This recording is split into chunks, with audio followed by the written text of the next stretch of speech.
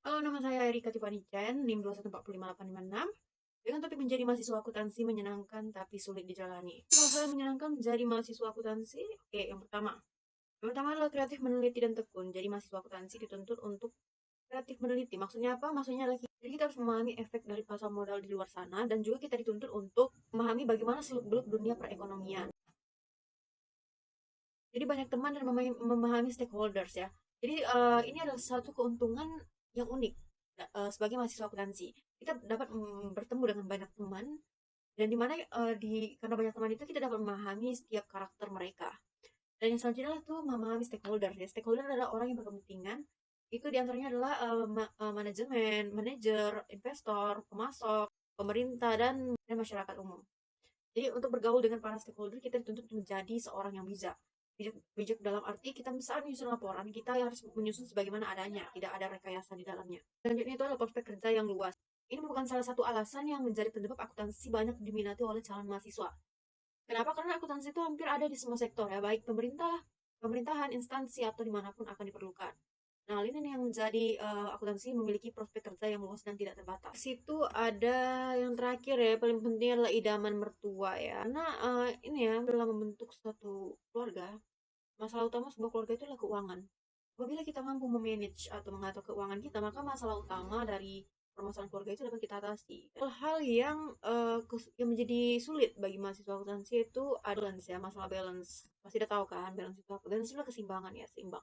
Jadi dari setiap proses transaksi yang kita catat, baik ke dalam persamaan akuntansi hingga ke laporan keuangan, itu ada yang namanya balance. Balance itu hasil akhir itu harus seimbang, harus sama. Apabila hasilnya itu berbeda, maka laporan kita salah. Satu angka mengguncang laporan. Jadi ini adalah salah satu faktor penyebab ketidakbalancean itu ya.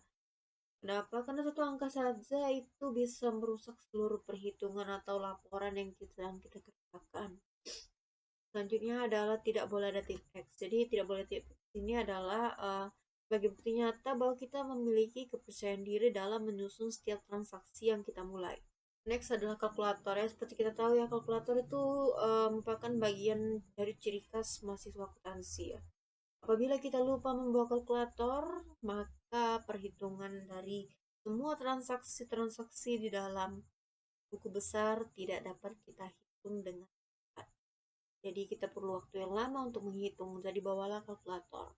Selanjutnya adalah buku besar ya. Buku besar, selanjutnya adalah buku besar ya. Buku besar ini merupakan diari dari mahasiswa akuntansi ya, yang isi transaksi-transaksi dari angka-angka fiktif yang harus kita hitung.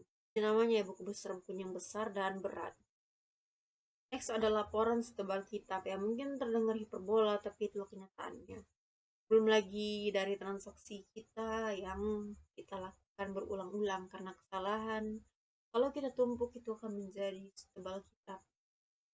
Nah inilah problem anak akuntansi yang lain.